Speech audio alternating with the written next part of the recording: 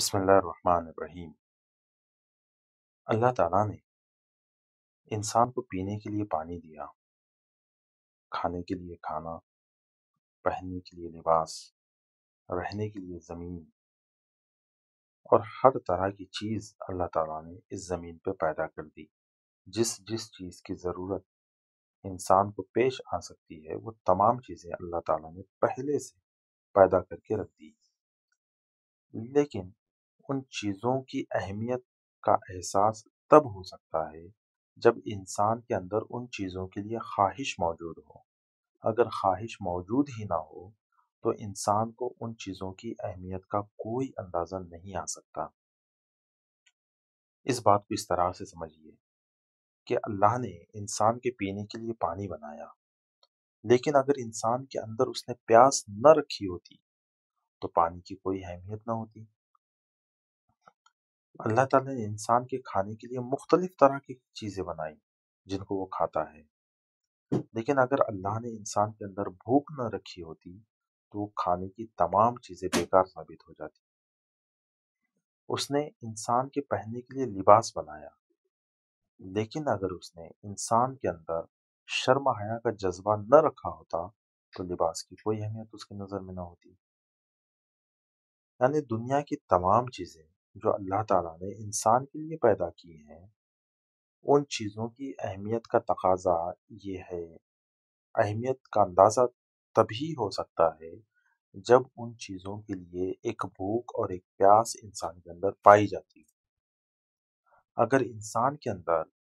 ان چیزوں کے لیے کوئی بھوک نہ پائی جائے، کوئی پیاس نہ پائی جائے، تو وہ چیزوں کی حیثیت بے معنی ہو کر رہ جاتی ہے، ان کی کوئی اہمیت باقی نہیں رہتی۔ ہم نے پچھلے درس میں یہ تو دیکھ لیا کہ قرآن مجید انسان کے لیے کتاب ہدایت ہے۔ اللہ تعالیٰ نے انسان کی ہدایت کا سامان کرنے کے لیے انسان کی ہدایت کا ذریعہ بنا کر کے اس کتاب کو نازل کیا ہے۔ اب یہ جو ہدایت کا اہتمام، ہدایت کا انتظام اللہ رب العزت نے کیا، اس ہدایت کے لیے پیاس انسان کے اندر ہونی چاہیے، تب ہی جا کے اس کتاب کی اصل قدر ہو سکتی ہے، تب ہی جا کر اس کتاب کی اہمیت کا اندازہ ہو سکتا ہے۔ اگر انسان کے اندر وہ پیاس ہی نہ ہو،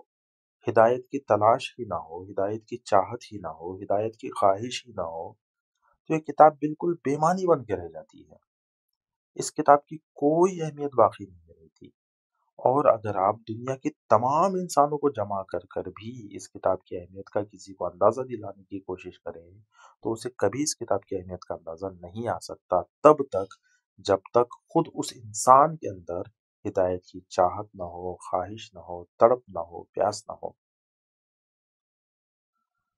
تو اللہ تعالیٰ نے اس کتاب کو نازل کرنے سے پہلے انسان کے فطرت میں ہدایت کے پیاس کو پیدا کیا اور ہمیشہ سے رکھا۔ اس کے اندر ہدایت کی پیاس اللہ تعالیٰ نے رکھی تاکہ جب بھی کتاب ہدایت اس کے سامنے آئے تو وہ لپک کے اس کتاب ہدایت کو پکڑ لے، جیسے وہ پیاسا انسان پانی کے گلاس کو پکڑ لیتا ہے جس کو بڑی شدت کی پیاس لگی ہو۔ آپ اندازہ کیجئے کہ رمضان ہی کو امیجن کیجئے نا، آپ کس طرح سے پانی پیتے ہیں رمضان میں۔ اگر گرمی کے موسم میں رمضان آ جائیں اور صبح سے شام تک آپ نے روزہ رکھا ہے، اپنے آپ کو آپ نے ایک بوند پانی سے بھی بچائے رکھا ہے، اور جب افطار کا وقت ہوتا ہے تو اپنی پیاس بجھانے کے لیے کس طرح سے ٹوٹ پڑتے ہیں آپ پانی کے برتن پر۔ اب اسی بات سے آپ اندازہ لگا لیجئے کہ اس کتاب کی صحیح اہمیت، اس کتاب کے صحیح مرتبے، اس کتاب کے صحیح جگہ کا اندازہ تب ہی لگایا جا سکتا ہے جب آپ کے اندر اس کتاب کا جو مقصد ہے، اس مقصد کے لیے پیاس پائی جاتی ہے۔ اگر آپ کے اندر ہدایت کی طلب ہی نہیں ہے، خواہش ہی نہیں ہے، تڑپ ہی نہیں ہے، تو قرآن آپ کے لیے کوئی معنی نہیں رکھتی۔ بھلی آپ اپنی زبان سے 1000 بار کہہ دیں کہ میں ایمان لاتا ہوں اللہ کی کتاب، آپ کی زندگی میں اس کی کوئی حیثیت نہیں بن سکتی۔ اگر آپ چاہتے ہیں کہ اس کتاب کی صحیح قدر آپ کریں تو سب سے پہلے اپنے اندر ہدایت کی طلب کو جگائیے، اس فطرت کو جگائیے جو آپ نے اپنے ہاتھوں سے دبا دی ہے، کچل دی ہے۔ آپ نے مسخ کر دیا ہے، ہم سب نے مسخ کر دیا ہے، اس میں بھی شامل ہوں۔ تو سب سے پہلے اسے جگائیے، اور یہ پیاس، یہ تڑپ جیسے آج جاگنا ضروری ہے، اسی طرح سے آج سے 1400 سال پہلے بھی جاگنا ضروری تھی۔ اور کچھ لوگ معاشرے میں ایسے پائے جاتے تھے جن کے اندر یہ پیاس موجود تھی، وہ ہدایت کو تلاشتے تھے، وہ ہدایت کی تلاش میں در بدر بھٹکتے پھرتے تھے،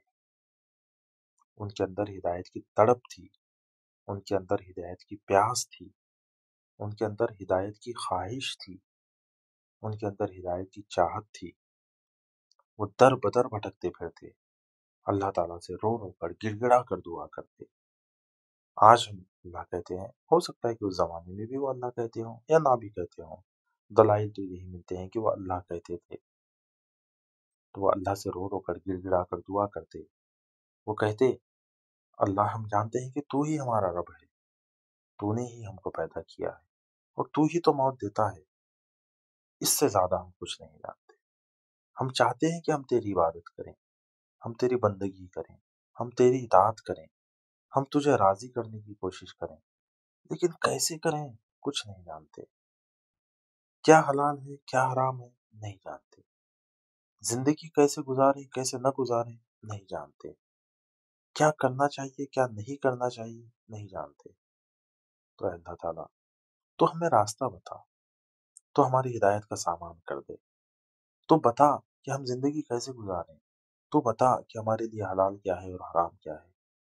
تو بتا کہ اخلاق کیا ہے اور بد اخلاقی کیا ہے، تو بتا کہ تیری عبادت کیسے کی جائے اور کیسے نہ کی جائے، تو بتا تجھے کیسے راضی کیا جائے اور تو کن کاموں سے ناراض ہو جاتا ہے۔ یہ دعا وہ اللہ تعالیٰ سے کیا کرتے تھے۔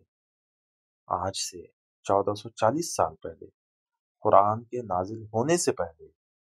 رسول اللہ صلی اللہ علیہ وسلم کے نبی بنائے جانے سے پہلے، ایسے کئی لوگ پوری دنیا میں موجود تھے۔ خاص طور پہ ہم مکہ کے لوگوں کا ذکر تو ہم جانتے ہیں، جو رسول اللہ کے پیدا ہونے سے پہلے یا پھر رسول اللہ کے پیدا ہونے کے بعد بھی ان کے نبی بنائے جانے سے پہلے کعبہ کا غلاف پکڑ کر رو رو کر گڑ گڑا کر اللہ سے دعا کرتے تھے، اے اللہ تعالیٰ ہدایت دے، بتا کیا صحیح ہے کیا غلط ہے، کیا تقویٰ ہے کیا فجور ہے، کیا حق ہے کیا باطل ہے، عبادت کیسے کریں، ناراض کیسے ہوتا ہے، تو سب کچھ ہمیں بتا۔ اور رو رو کر گڑ گڑا کر دعا کرتے تھے۔ یعنی یہ وہ لوگ تھے جن کے اندر کتاب ہدایت کے نازل ہونے سے پہلے ہدایت کی پیاس پائی جاتی تھی، اور ان کی ہدایت کی پیاس کے جو الفاظ تھے وہ بڑے دل دہلانے والے الفاظ تھے، وہ دعا کے سب سے جامع ترین الفاظ تھے، لیکن پھر بھی ٹوٹے پھوٹے تھے، بکھرے ہوئے تھے۔ تو اللہ تعالیٰ نے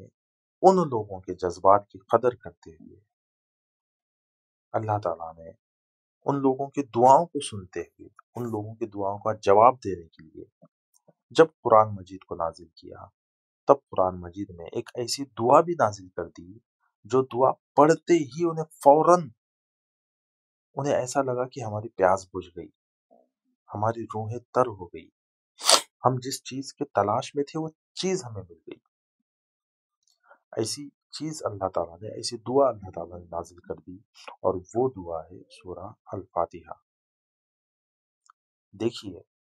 میں نے جو الفاظ آپ کے سامنے رکھے تھے، وہ لوگ کہتے تھے اللہ ہم جانتے ہیں تو رب ہے، عبادت تیری ہونی چاہیے، تو ہمیں راستہ بتا، اس طریقے کی دعا وہ اللہ تعالیٰ سے کرتے تھے۔